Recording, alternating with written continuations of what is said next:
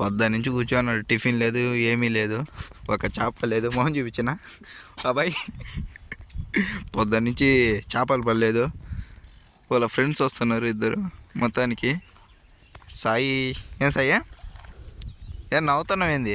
నేను చేపలు పట్టేదానికి వచ్చావా?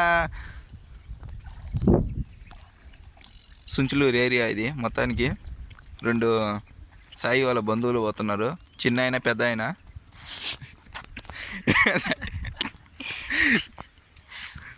బాగులో వాతావరణం, లొకేషన్.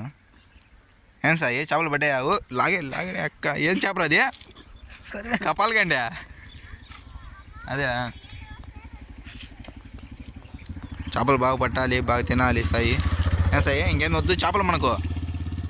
వద్దా కావాలా? వాతావరణం కూడా మారిపోయింది గాయస్. సాయి దెంగ పొద్దు నుంచి అన్నం లేదు, టిఫిన్ లేదు, చదువుకోలేదు.